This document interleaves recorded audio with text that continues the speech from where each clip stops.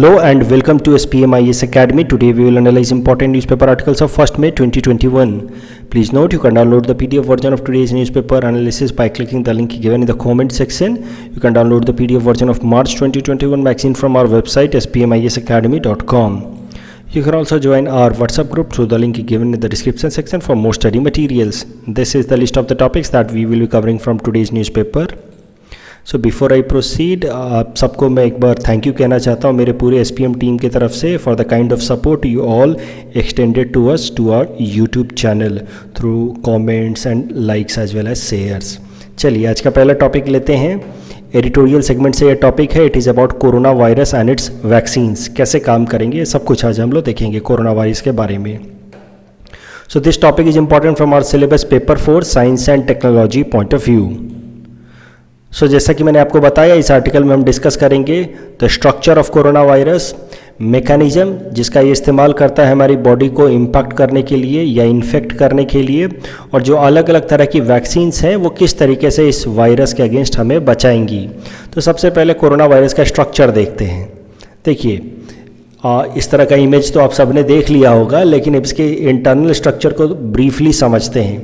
Corona virus का जो outer surface होता है उसके ऊपर इस तरह के नीडल्स जैसा स्ट्रक्चर होता है जिसको हम लोग कहते हैं स्पाइक प्रोटीन, और ये इसके सरफेस के ऊपर इस तरह का नीडल जैसा लगा हुआ होता है।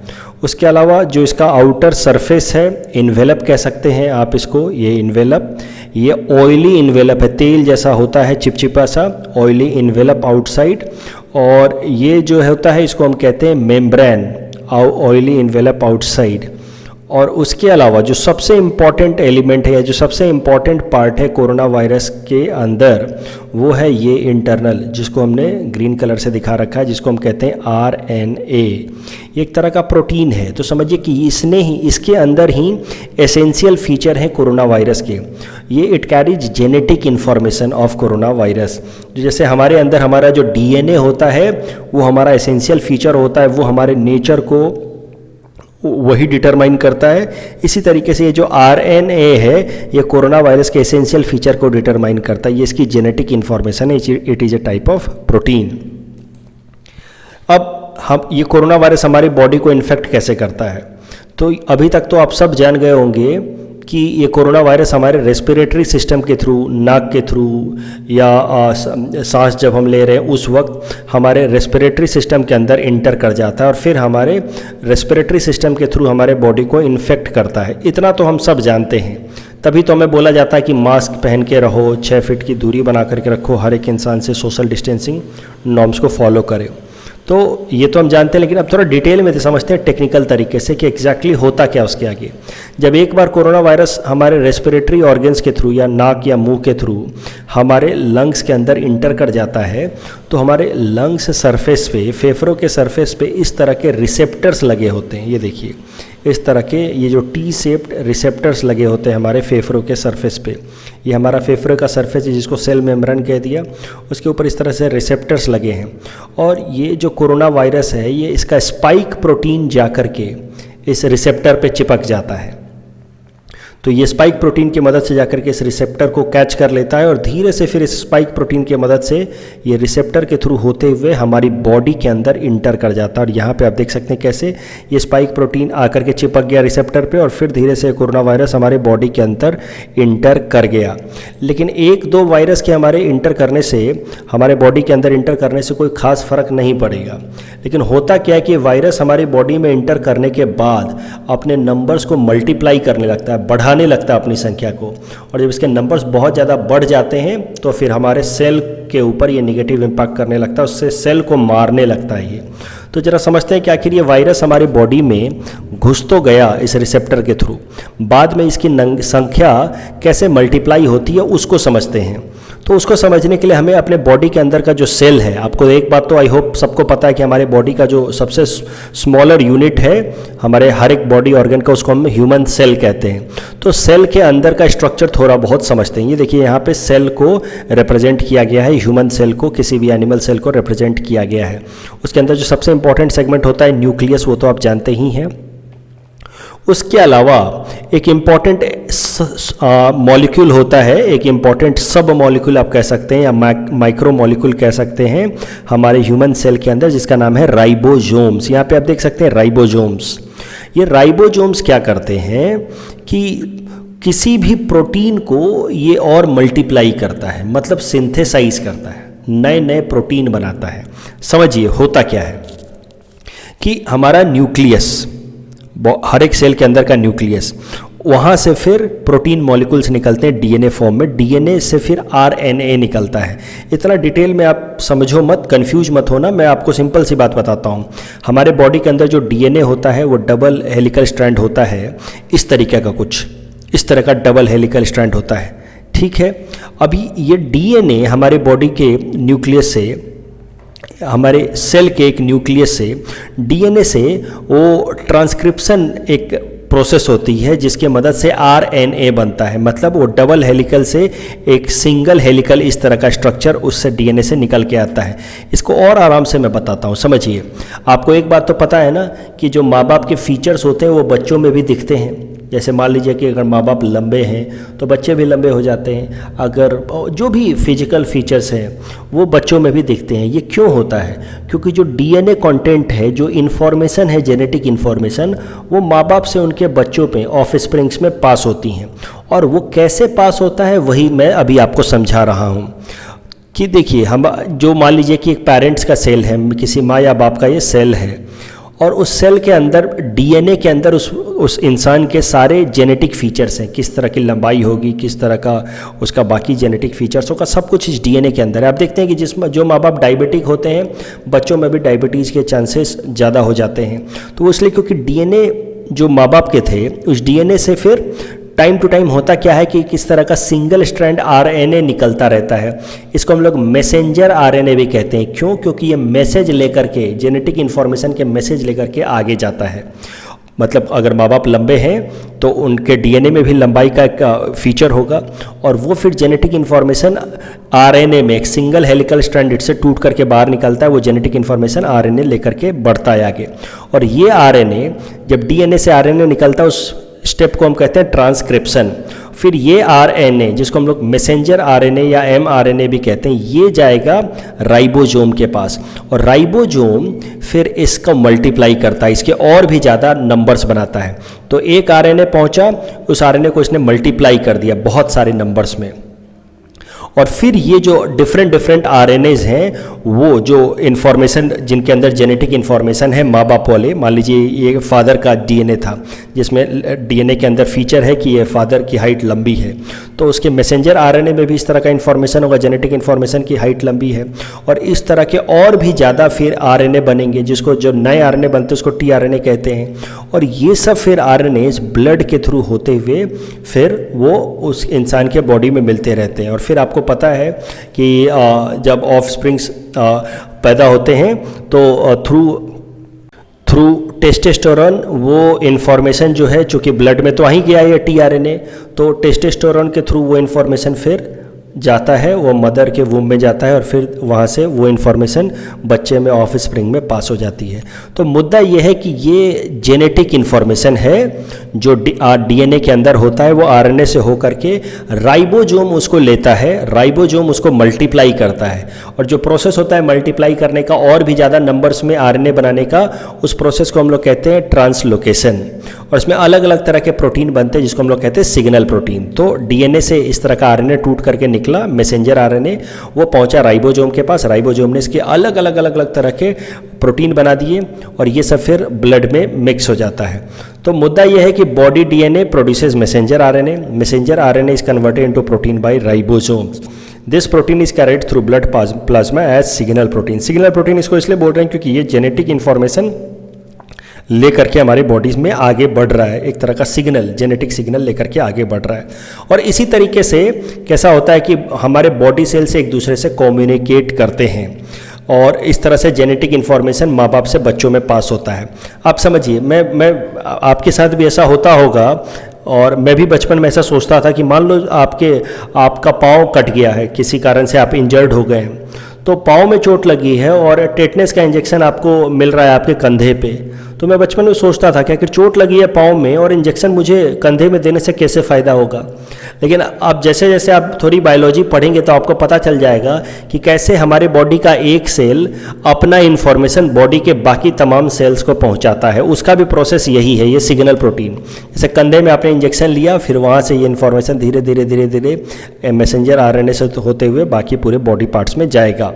तो ये तो हो गया हमारे बॉडी के अंदर किस तरीके से मैसेंजर आरएनए काम करता है, वो किस तरह से राइबोसोम और भी ज़्यादा इन्फॉर्मेशंस को क्रिएट कराता है, जेनेटिक इन्फॉर्मेशंस को आगे सिग्नल प्रोटीन के फॉर्म में भेजता है। अब वापस से आ जाते हैं, समझते हैं कि कैसे ये कोरोना वायरस हमारी बॉडी को इन्फेक्ट करता है। तो हमने देखा कि कोरोना वायरस हमारे रेस्पिरेटरी सिस्टम में घुस जाता है और वहाँ पे घुसने के बाद फिर ये हमारे रेस्पिरेटरी सिस्टम के अंदर, हमारे लंग्स के अंदर जो रिसेप्टर सेल्स होते हैं उनके थ्रू होते हुए ये हमारे बॉडी के, हमारे सेल के अंदर घुस जाता है। अब यहाँ जा कर के ये क्या करता है, देखिए ये हमारा डीएनए था, आरएनए भेज रहा है, प्रोटीन बन रहा है, ये प्रोसेस चल रहा था, उसमें ये कोरोना वायरस इंटरफेयर करता है। कैसे? ये कोरोना वायरस बीच में घुस जाता है और इस आरएनए को हटा देता है। इस आरएनए को ये हटा देगा और ये अपना जेनेटिक मटेरियल, ये जो अपना आरएनए है वो डाल देता है, क्योंकि इसके पास ये पावर है ह्यूमन सेल्स को अटैक करने का। ये पावरफुल वायरस है ना, अगर पावरफुल नहीं होता तो फिर इतनी बात हम क्यों कर रहे होते इसके बारे में। ये पावरफुल है और ये क्या करता है कि इस आरएनए को अटैक करके इसको हटा देता है और अपने आरएनए डाल देता है। अब दिक्कत क्या है कि जैसे इसने अपना आरएनए यहाँ डाला, राइबोसोम इसके ऊपर काम कर करके इसको और ज़्यादा मल्टीप्लाई कर देता है, क्योंकि राइबोसोम का काम ही यही है, चीज़ों को मल्टीप्लाई करना। आप देखिए, अब ट्रांसलेशन में राइबोसोम का काम ही यही है कि चीज़ों को मल्टीप्लाई करना, एक आरएनए से और भी ज़्यादा आरएनए बनाना। अब राइबोसोम को पता ही नहीं चलता है कि ये कोरोना वायरस वाला आरएनए है और राइबोसोम अब कोरोना वायरस वाले आरएनए बनाने लगता है हमारे बॉडी में, और इस तरीके से बहुत सारे कोरोना वायरस हमारे सेल के अंदर पैदा होने लगते हैं। तो ये मान लीजिए हमारा ह्यूमन सेल है और गलती से हमारा ही राइबोसोम हमारे ही सेल के अंदर ये कोरोना वायरस को बनाने लगता है। उसको लग रहा है कि वो अपने बॉडी वाला आरएनए बना रहा है, लेकिन बना रहा है एक्चुअली में वो कोरोना वायरस वाला आरएनए। और जब बहुत ज़्यादा कोरोना वायरस के आरएनए बन जाते हैं हमारे सेल के अंदर, तो ये फिर हमारे न्यूक्लियस को अटैक करने लगते हैं, माइटोकॉन्ड्रिया को अटैक करने लगते हैं जो सेल के अंदर है, और सबको एक एक करके मारने लगते हैं और सेल मरने लगता है।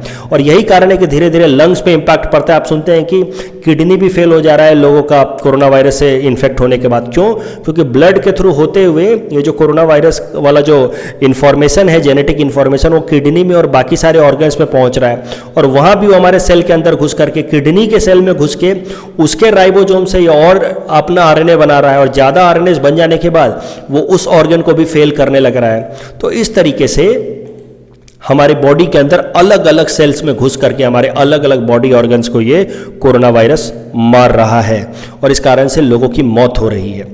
जिसकी इम्यूनिटी अच्छी है वो बच रहा है। तो जरा देखते हैं कि आखिर लोग कैसे अपने आप रिकवर कर रहे हैं, कैसे कुछ लोग बच जा रहे हैं। अगर ये कोरोना वायरस इतना खतरनाक है तो how some people are recovering on their own. तो देखिए, जिन लोगों की इम्यूनिटी अच्छी है वो बच जा रहे हैं। क्या हो रहा है कि ये कोरोना वायरस है और ये हम हैं, ये कोई ऐसा इंसान है जिसकी इम्यूनिटी अच्छी है। तो इम्यूनिटी अच्छी होने का क्या मतलब है कि इसका बॉडी जैसे ही इस तरह के किसी एक्सटर्नल एलिमेंट के टच में आएगा, एंटीबॉडीज प्रोड्यूस करेगा। इम्यूनिटी अच्छी होने का मतलब यह है कि जैसे इसके बॉडी के अंदर ये कोरोना वायरस घुसेगा, जैसे ये घुसेगा इसके बॉडी के अंदर, इसकी बॉडी आइडेंटिफाई कर लेगी कि भाई कुछ बाहरी सामान आ गया है, कुछ डेंजरस चीज़ हमारे घर में आ गया। जैसे आप जैसे देखते हैं कि कोई विलन टाइप आदमी, कोई खतरनाक आदमी आपके घर में घुस रहा है, आप पहले ही आइडेंटिफाई कर लेते हैं कि कुछ तो खतरनाक हो रहा है, और अगर आप पावरफुल हैं, आपने गन वगैरह रखे हैं, तो तुरंत आप अपने गन निकाल लेंगे। वही यहाँ भी होता है। जैसे ये कोरोना वायरस हमारे बॉडी के अंदर जाता है, इसके स्पाइक प्रोटीन को कहते हैं एंटीजन। एंटीजन वो चीज़ होती है जिसको देखते ही हमारी बॉडी के अंदर का जो इम्यून सिस्टम है वो एंटीबॉडी प्रोड्यूस करने लगे, जिसको फील करते ही वो एंटीबॉडी प्रोड्यूस करने लगे। तो इसका स्पाइक प्रोटीन हमारे बॉडी के लिए एंटीजन है। इसको फील करते ही हमारे बॉडी को लगता है भाई कुछ तो खतरनाक हो रहा है, और वो एंटीबॉडीज हमारी बॉडी प्रोड्यूस करने लगती है। ये इसके बॉडी में हमारे घुसते ही इसके स्पाइक प्रोटीन को देखते ही हमारी बॉडी एंटीबॉडीज क्रिएट करने लगती है, और जिसकी इम्यूनिटी अच्छी होती है उसके बॉडी में अच्छे खासे एंटीबॉडीज क्रिएट हो जाते हैं, और उस एंटीबॉडीज के कारण हम लोग इस कोरोना वायरस के अटैक से बच जाते हैं। होता क्या है एंटीबॉडीज की मदद से कि ये एंटीबॉडी जो प्रोड्यूस हुए हैं ना, ये कोरोना वायरस के इस स्पाइक प्रोटीन पे जाके इस तरह से चिपक जाते हैं, उसका माउथ को जो है वो क्लॉग कर देते हैं, ब्लंट कर देते हैं। जैसे इसका स्पाइक प्रोटीन है, इस पर हमारा एंटीबॉडी इस तरह से जाके चिपक जाएगा। अब इससे होगा क्या कि ये बेचारा अब कोरोना वायरस हमारे बॉडी के अंदर, सेल के अंदर रिसेप्टर्स के थ्रू घुस नहीं पाएगा। अब दिक्कत क्या है कि कुछ लोगों की इम्यूनिटी अच्छी नहीं होती है और यही कारण है कि उनके बॉडी के अंदर बहुत ज़्यादा एंटीबॉडीज जनरेट नहीं होते हैं, एंटीजन होने के बावजूद भी। और जब ज़्यादा एंटीबॉडी जनरेट नहीं होंगे तो एंटीजेंस तो बहुत सारे खुले रह जाएंगे, और अगर कोई भी एंटीजन खुला रह गया तो वो फिर रिसेप्टर्स के थ्रू हमारी बॉडी के अंदर घुस जाएगा इस तरीके से। ये दिक्कत है। तो मतलब खूब सारे एंटीबॉडीज प्रोड्यूस करने वाली अगर बॉडी हो, यानी कि इम्यूनिटी अच्छी हो, तो फिर कोरोना वायरस हमारा कुछ नहीं बिगाड़ सकता। लेकिन पता किसको है कि भाई हमारी बॉडी एंटीबॉडी है या जनरेट हो रही या नहीं हो रही, इम्यूनिटी अच्छी है या नहीं है। इसलिए इसको जांच करने मत निकल जाइएगा कि चलो चल के देखते हैं कि मेरी इम्यूनिटी अच्छी है कि नहीं। पता चला कि मार्केट में घूम करके कोरोना ले आए और बाद में पता चला कि इम्यूनिटी इतनी अच्छी नहीं है, इतना सारा हम एंटीबॉडी नहीं बना पा रहे हैं ताकि हम सारे कोरोना को रोक पाए। तो खुद टेस्ट करने की ज़रूरत नहीं है, इससे अच्छा है वैक्सीन ले लेंगे हम लोग। तो चला देखते हैं कि वैक्सीन कैसे काम करेगा।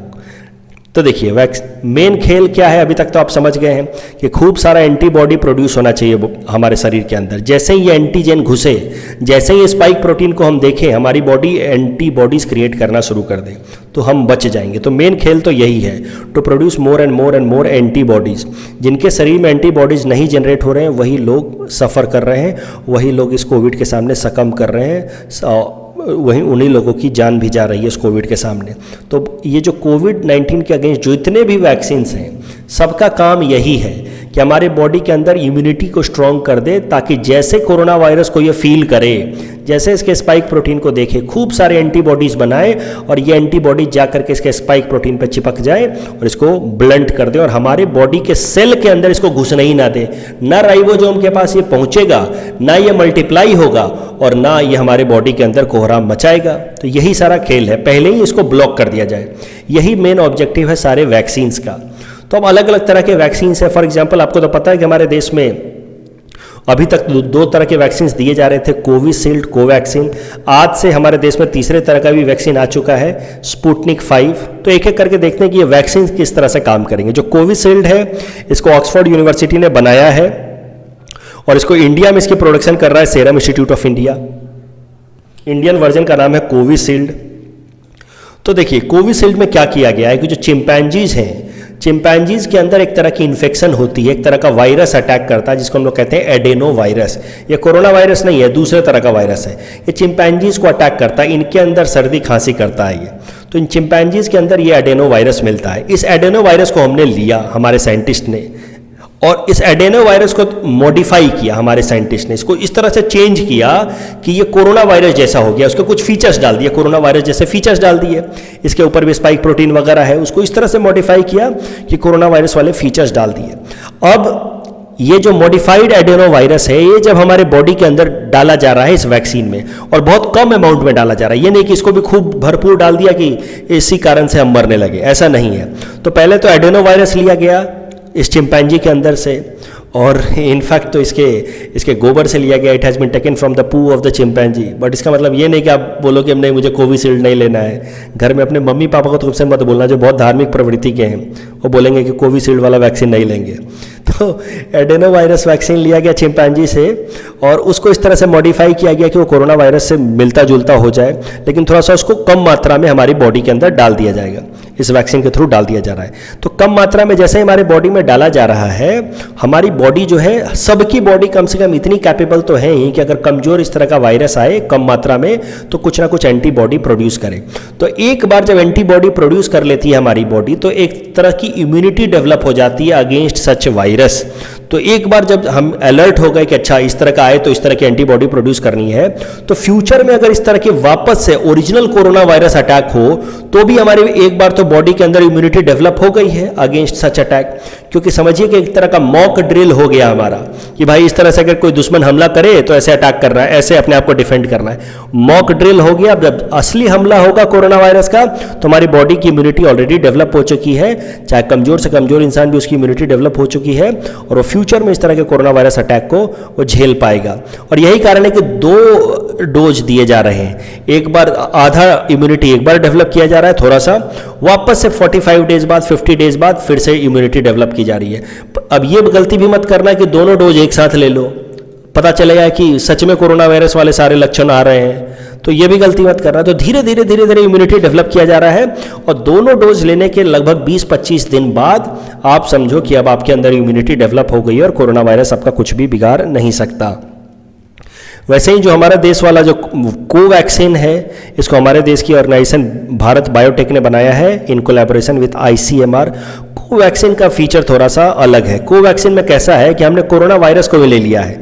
इसमें कैसा, हमने दूसरा वायरस लिया था ना, एडेनो वायरस लिया था चिंपांजी से, यहाँ पे हमने एक कोरोना वायरस को ही लिया, लेकिन उसको इनएक्टिवेट कर दिया, मतलब मार दिया उसको, डेड मार दिया उसको, कोरोना वायरस को कमजोर कर दिया बुरी तरह से। अब उससे हुआ क्या कि मारने के बाद भी स्पाइक प्रोटीन तो है ही, ये एंटीजन तो है ही, इसको कमजोर करने के बाद भी एंटीजन तो है ही। अब जब ये एंटीजन हमारी बॉडी में जा रहा है, ये एंटीजन जैसे ही हमारे बॉडी में घुस रहा है, तो ये स्पाइक प्रोटीन को देखते हमारी बॉडी जो एंटीबॉडी प्रोड्यूस करने लग रही है। वही खेल है, हो यही रहा है, बस इसमें एक मॉडिफाइड एडेनो वायरस है और यहाँ पे ओरिजिनल कोरोना वायरस ही है। दोनों में स्पाइक प्रोटीन तो ही, स्पाइक प्रोटीन को देखते हमारी बॉडी एंटीबॉडी प्रोड्यूस करने लगती है और हमारी बॉडी जब एंटीबॉडी प्रोड्यूस करने लगी तो आप समझ लो कि हमारी बॉडी एक्टिव हो गई और इस तरीके से फिर फ्यूचर में कभी कोई अटैक होगा तो हमारी बॉडी झेल पाएगी। तो दोनों में अंतर बस इतना ही है। कोविशील्ड में दूसरे तरह का वायरस है, उसको मॉडिफाई किया गया है और कोरोना वायरस से मिलता जुलता बनाया गया है। भारत बायोटेक वाले कोवैक्सीन में कोरोना वायरस ही है, लेकिन मार दिया गया, उसको डीएक्टिवेट कर दिया गया है और उसके स्पाइक प्रोटीन और एंटीजन की मदद से हमारे बॉडी के अंदर एंटीबॉडीज डेवलप की जा रही है। और जो तीसरा वैक्सीन आज से हमारे देश में आया है, स्पुतनिक 5, इसको रसिया के गामलेया इंस्टीट्यूट ने बनाया है और ये हमारे देश का तीसरा वैक्सीन होगा। ये भी ये कोविशील्ड जैसा ही है, इसमें भी मॉडिफाइड एडेनो वायरस का इस्तेमाल किया गया है। हमारा जो कोवैक्सीन है हमारे देश वाला, इसमें हमने कोरोना वायरस का इस्तेमाल कर लिया, ये थोड़ा सा अलग है इसका फीचर। अभी जरा देखते हैं कि आखिर सैनिटाइजर इतने इफेक्टिव कैसे हैं। इतने महीनों से हम वैक्सीन नहीं बना पाए, लेकिन सैनिटाइजर से कैसे कोरोना वायरस मर जाता है, ये देखिए ये है कोरोना वायरस, इसके ऊपर स्पाइक प्रोटीन, इसका जो ऊपर वाला कवर है मैंने आपको बताया कि ऑयली होता है, चिपचिपा होता है, तेल से बना होता है, तेल जैसा होता है ऊपर वाला कवर। और जो हम लोग सैनिटाइजर इस्तेमाल करते हैं उसका मेनली 2 पार्ट होता है, हेड एंड टेल। जो हेड वाला पार्ट होता है वो हाइड्रोफिलिक होता है, मतलब वो चाहता है कि वो पानी से जाके चिपक जाए, जबकि जो टेल वाला पार्ट होता है वो पॉइंटेड होता है, नुकीला होता है और वो चाहता है कि जाकर के किसी ऑयली या ग्रीसी सब्सटेंस से, चिपचिपे चीज से जाके चिपक जाए, ये नेचर ही उसका। तो जो टेल होता है वो हाइड्रोफोबिक होता है, मतलब पानी से दूर भागता है और चिपचिपे पदार्थ के नज़दीक जाता है, ऑयली चीज़ों के नज़दीक जाता है। यह फीचर होता है सैनिटाइजर के अंदर जो मॉलिक्यूल्स होते हैं उनका, सोप के अंदर जो मॉलिक्यूल्स होते हैं उनका। अब जैसे ही इनको हमने डाला कोरोना वायरस अपने हाथों पे डाला, मान लीजिए हाथ पे कोरोना वायरस है और हमने हाथ पे सैनिटाइजर लगाया, सोप मॉलिक्यूल लगाया, तो जो इसका टेल वाला पार्ट है जो कि वो ऑयल से की तरफ अट्रैक्ट होता है, तो तेल वाला पार्ट इस ग्रीसी मेम्ब्रेन पे जाके चिपकेगा और ये जो टेल जो है वो नुकीला है, निडल टाइप का है, तो ये जाकर के जब ऑयल इसके सेल मेम्ब्रेन पे चिपकता है तो इसके मेम्ब्रेन को फाड़ देता है, उसके मेम्ब्रेन को डिस्ट्रॉय कर देता है और इस तरीके से कोरोना वायरस का अंदर का आरएनए निकल के बाहर आ जाता है और कोरोना वायरस मर जाता है, खत्म हो जाता है। तो इस तरीके से सैनिटाइजर्स या सोप मॉलिक्यूल्स हमारी बॉडी को बचाते हैं फ्रॉम कोरोना वायरस अटैक। उसका जो टेल होता है वो पॉइंटेड होता है और वो कोरोना वायरस को मार देता है। इस टॉपिक के बेसिस पे हमने आपको ये प्रैक्टिस क्वेश्चन दे रखा है। You can attempt this question and you can submit the answer in the comment section. The next article is taken from Science and Technology segment. It is about oldest water on earth. This topic is important from our syllabus paper for Science and Technology point of view. तो देखिए काफ़ी छोटा सा news है। 2009 में एक Canada के एक जगह पे माइनिंग चल रही थी। वो माइनिंग लगभग 2.4 किलोमीटर डीप किसी जगह पे चल रही थी और फिर वहाँ से एक वाटर सैंपल कलेक्ट किया गया। इस वाटर सैंपल को जब स्टडी करने के लिए लंदन में भेजा गया तो पता चला कि ये वाटर सैंपल, ये जो पानी है, ये 1.6 बिलियन ईयर्स पुराना है और ये अभी तक का जो भी हमने वाटर सैंपल हमारे अर्थ पे कलेक्ट किया उसमें से ओल्डेस्ट है। मतलब ये अभी तक का जो भी हमारे पास वाटर है उसमें सबसे पुराना वाटर सैंपल है। अब ये न्यूज़ में क्यों है? क्योंकि इस पर जब रिसर्च की गई तो पता चला कि ये सबसे पुराना सैंपल है और साइंटिस्ट ने इस वाटर सैंपल के अंदर एक स्पेशल तरह का बैक्टीरिया, केमोलिथोट्रोपिक माइक्रोब या बैक्टीरिया पाया है।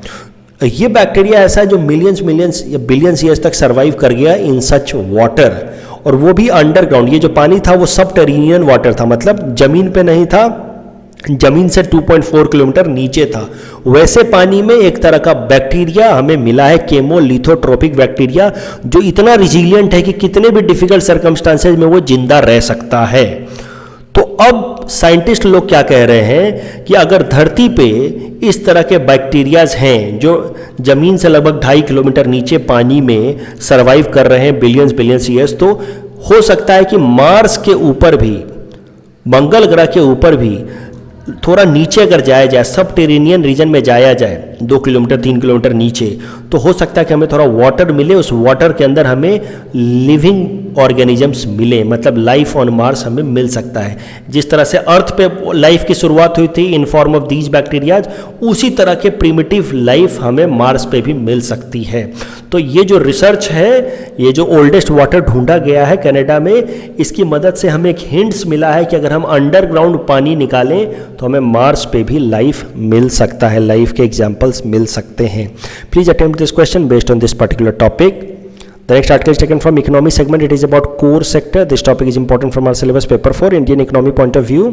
तो देखिए, हमारे देश के अंदर इकोनॉमी के अंदर 8 ऐसे सेक्टर्स हैं जिनको कोर माना जाता है, मतलब मोस्ट इंपॉर्टेंट, और वो 8 सेक्टर हैं: coal, crude oil, natural gas, refinery, electricity, fertiliser, cement, steel.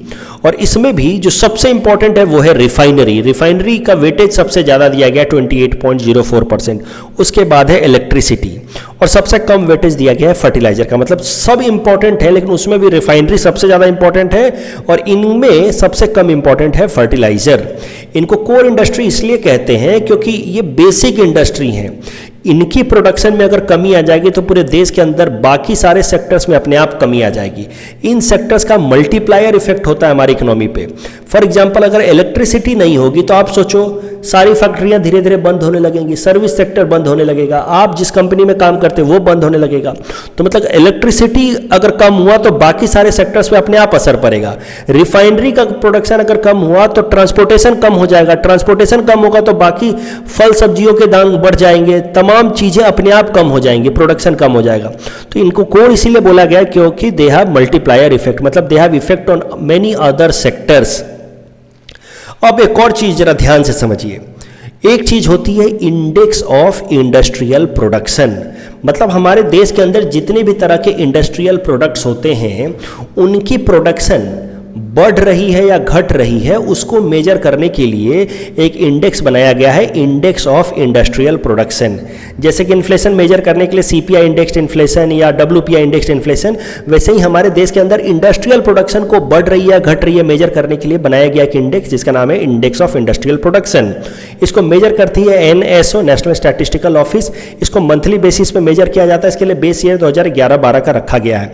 इस इंडेक्स ऑफ इंडस्ट्रियल प्रोडक्शन में टोटल 407 इंडस्ट्रियल प्रोडक्ट्स को काउंट किया जाता है और उनकी प्रोडक्शन बढ़ी घटी वो देखा जाता है। अब ये इंडेक्स ऑफ इंडस्ट्रियल प्रोडक्शन में तो आप देख सकते हैं कि 407 तरह के आइटम्स हैं, लेकिन इस इंडेक्स ऑफ इंडस्ट्रियल प्रोडक्शन में 407 आइटम्स में से 8 तो ये कोर सेक्टर वाले आइटम्स भी हैं, और ये 8 कोर सेक्टर वाले आइटम्स का टोटल आईआईपी में 40.27% वेटेज है।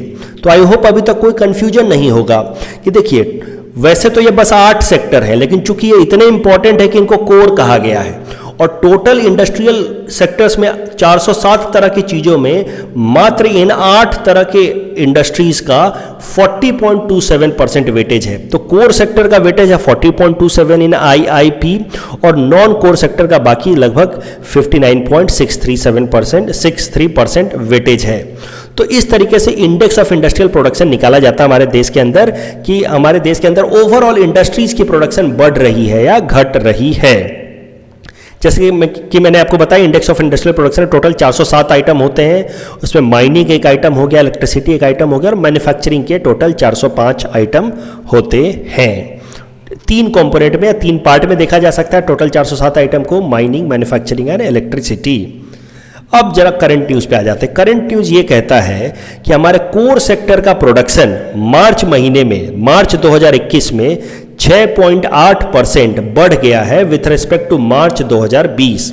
हर साल जो कोर सेक्टर का प्रोडक्शन या इंक्रीमेंट देखा जाता है या आईआईपी देखा जाता है, वो मंथली बेसिस पे देखा जाता है with respect to same month last year. जैसे इस मंथ का, इस साल के मार्च महीने में कितना कोर सेक्टर ग्रो किया है, ये हमें अगर देखना है तो हमें देखना होगा कि पिछले साल के मार्च महीने में कोर सेक्टर में कितना प्रोडक्शन हुआ था। तो इस साल हमारा मार्च महीने में 2021 में जो प्रोडक्शन हुआ है वो पिछले साल के मार्च महीने की तुलना में 6.8% ज़्यादा है, और इनफैक्ट पिछले 32 महीनों का ये हाईएस्ट ग्रोथ रेट है। पिछले 32 महीनों में इतना हाई परसेंटेज ऑफ ग्रोथ हमने कभी नहीं रजिस्टर किया था। लेकिन इसका क्या मतलब है कि हमारी इकोनॉमी सच में अच्छा परफॉर्म कर रही है, बहुत बढ़िया ग्रो कर रहे हैं? तो इसका जवाब है ना।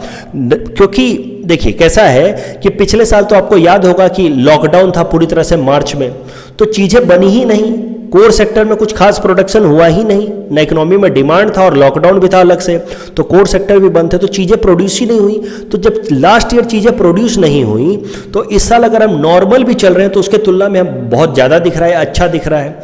इसी को इकोनॉमी में हम कहते हैं बेस इफेक्ट। लास्ट ईयर मान लीजिए कि आप हर साल आपकी इन सैलरी 1-1 लाख रुपए बढ़ रही है, अब ये 10-10% बढ़ रही है, तो 1 लाख से 1,10,000 हुआ, फिर 1,10,000 से फिर 1,21,000 हुआ। किसी एक साल कोरोना के कारण आपकी सैलरी घटा करके 90,000 कर दी गई, फिर अगले साल बढ़ा करके वापस से आपकी सैलरी 1 लाख कर दी गई, तो आपको लग गया कि वाह 10% से ज़्यादा ग्रोथ हो गया, लेकिन एक्चुअल में तो कोई खास आपने ग्रो किया नहीं है। इसी बात को यहाँ पे समझिए। मान लीजिए 2017 में आपकी इकोनॉमी है 100, 2018 में है 110, तो 10% का ग्रोथ हुआ। 2019 में हो गया 120, तो ये होगा 9.1% का, क्योंकि हर साल देखा जाता है पिछले साल की तुलना में आपने कितना ज़्यादा प्रोड्यूस किया है। 2020 में कोरोना के कारण वापस से 20 पे आ गए मान लीजिए, तो इस बार 6.67% का डिक्लाइन हुआ। अब 2021 में वापस से अगर थोड़ा बहुत भी अच्छा करेंगे, 110 पे वापस से आ गए, तो लग गया कि वाह 10% का ग्रोथ हुआ। बट एक्चुअली ये कोई बहुत बड़ी बात नहीं है, वो तो पिछले साल एबनॉर्मली हम नीचे चले गए थे, यानी कि जिसके तुलना में हम इस साल निकाल रहे हैं वो काफ़ी छोटा है, और इसी कारण से इस साल का ग्रोथ अच्छा दिख रहा है। That is known as base effect. यही हालत है, यही केस है इस साल के भी, मार्च 2021 के कोर सेक्टर के प्रोडक्शन में। पिछले साल कोर सेक्टर में हमने कुछ प्रोड्यूस किया ही नहीं खास, क्योंकि लॉकडाउन था, और यही कारण है कि इस साल कोर सेक्टर का प्रोडक्शन ठीक ठाक सा दिख रहा है। इनफैक्ट हमने उम्मीद की थी कि ज़्यादा दिखेगा, लेकिन वापस से कोरोना वगैरह का इंपैक्ट आने लगा और इसलिए वो उतना ज़्यादा नहीं दिख रहा है। हमने तो उम्मीद की थी कि लगभग 16% तक दिखेगा। So this is base effect. Base effect का अगर डेफिनेशन है, the base effect is the distortion in GDP और IIP figure that results from abnormally high और low levels of growth in last fiscal year. क्योंकि उसी के तुलना में तो देखा जाता है अगर बेस यही है, बेस अगर कम हो जाए या बहुत ज़्यादा हो जाए तो उसका इंपैक्ट दिखता है। That is not the real performance. इस टॉपिक के बेसिस पे हमने आपको ये प्रैक्टिस क्वेश्चन दे रखा है जो यूपीएससी 2014 में आया था। Please attempt this question and you can submit the answer in the comment section. The next article is taken from Assam segment. It is about Toklai Tea Research Center. This topic is important from our syllabus paper 6 Assam economy point of view. तो देखिए Tocklai T research centre, इसके बारे में कुछ basic information देख लेते हैं। इसको 1911 में सेटअप किया गया था एट टोकलाई इन जोरहट। इसका मेन पर्पस है to do scientific research in tea production in Assam, और in fact it is oldest and largest tea research centre in the world. Current news ये है कि टोकलाई टी रिसर्च सेंटर ने इस बार रिसर्च करके या स्टडी करके बताया है कि इस पर्टिकुलर ईयर में 2021 में बारिश बहुत कम हुई है। जो एवरेज बारिश होती है जनवरी से लेकर के अप्रैल तक वो होती है लगभग 320.5 मिलीमीटर, लेकिन इस साल बारिश बस हुई है 114.7 मिलीमीटर। तो बारिश लगभग आप समझिए 1/3 हो गया इस साल, और इस टी प्रोड्यूसिंग एरियाज में। और यही कारण है कि बांझी का पीरियड, बांझी एक लोकल टर्म है जो उस एरिया में यूज किया जाता है, टी जहाँ जहाँ उगाया जाता है वहाँ पे, बोल रहे बांझी पीरियड लंबा हो गया। बांझी मतलब डोरमेंसी पीरियड, डोरमेंसी मतलब जब टी लीव्स उभर के नहीं आते हैं, जब टी लीव्स खिलते नहीं हैं, तो बांझी पीरियड लंबा हो गया बिकॉज ऑफ वाटर स्ट्रेस, क्योंकि पानी ज़्यादा हुआ नहीं, बारिश इस साल हुई नहीं ज़्यादा, और बांझी पीरियड ज़्यादा होने के कारण जो हमारे टी लीव्स हैं इस बार छोटे छोटे रह गए, स्टंटेड रह गए, और टी की जो क्वालिटी है इस बार थोड़ी सी खराब हो गई है। और यही कारण है कि बहुत सारे एरियाज में जहाँ पे टी की क्वालिटी बहुत ज़्यादा खराब हो गई है, वहाँ पे टोकलाई टी रिसर्च सेंटर ने कहा है कि एक बार के लिए वहाँ पे टी प्रोडक्शन को रोक दिया जाए, प्लकिंग ऑफ लीव्स को रोक दिया जाए, क्योंकि अगर बहुत ख़राब हम टी बनाएंगे तो रेपुटेशन ख़राब होगा ना असम टी का। तो बारिश कम हुई है, तो जिस एरिया में बहुत ज़्यादा असर पड़ा है, छोटे छोटे पत्ते हो गए, वहाँ पे एक बार के लिए रोक दिया जाए। In our segment, most probable prelims topics for upcoming UPSC, today we will cover topic number 121 to 125. Topic number 121 is about Power Grid. It is Maharatna company headquartered in Gurugram, India, and engaged mainly in transmission of power. It was constituted under 50% of the total power generated in India on its transmission network. Power Grid also operates a telecom business under name of PowerTel. It establishes and operates regional and national power grids. Please attempt this question based on topic number 121. Topic number 122 is about Manipur region overall. So Barak is an important river in the Manipur and Mizoram area. The physiography of Manipur is unique in the presence of Loktak Lake at the middle of or at the center of it. It is surrounded by mountains from all sides, and that is why it has led to molasses basin. Mountains से जब नीचे नदियाँ आती हैं तो बहुत सारे छोटे छोटे पत्थरों को डिपोजिट करती है, जिसके कारण मोलासेस बेसिन बहुत ज़्यादा बना हुआ है इन मणिपुर। यहाँ पे देखिए इस तरह से बनते हैं molasses. Please attend this question based on topic number 122। Topic number 123 is about Nilgiri biosphere reserve. It was the first biosphere reserve in India that was established in 1986। इसके जो इंपॉर्टेंट प्रोटेक्टेड एरियाज हैं वो सब मैंने यहाँ पे मैप में दे रखा है, नाम भी यहाँ दे रखे हैं, एक एक करके इनको देखिए, इनको ध्यान से देख करके जाइएगा। मैं प्रेडिक्ट कर रहा हूँ कि इस बार नीलगिरी बायोस्फीयर रिजर्व के अंदर से किसी प्रोटेक्टेड एरिया से एक ना एक सवाल जरूर आएगा। Please attempt this question based on topic number 123.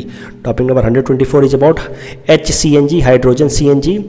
तो CNG को अगर हाइड्रोजन के साथ ब्लेंड किया जाए तो इसको हम लोग कहते हैं HCNG। It can be use in place of gasoline, diesel, fuel.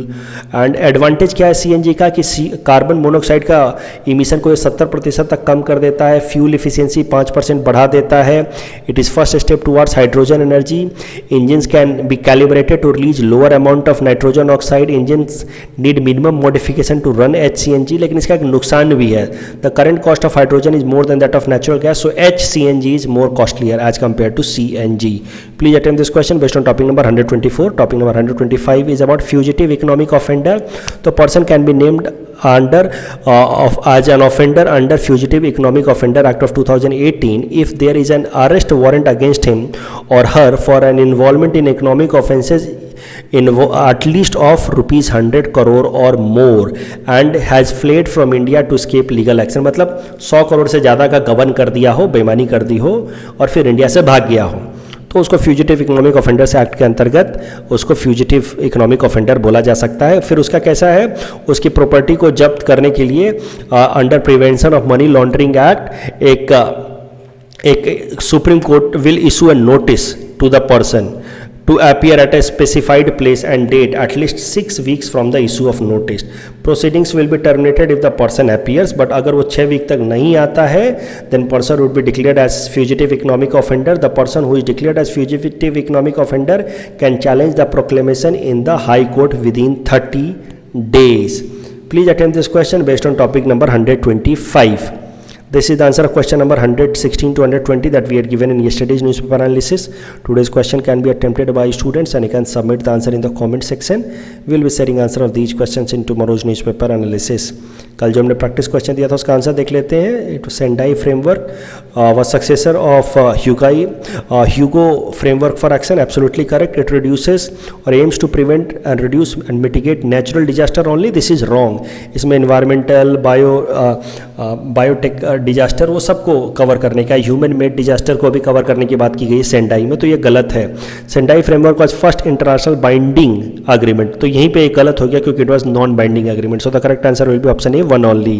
दूसरा question, net zero producers forum में कौन से कंट्री ने ज्वाइन किया? Correct answer will be option D, Saudi Arabia.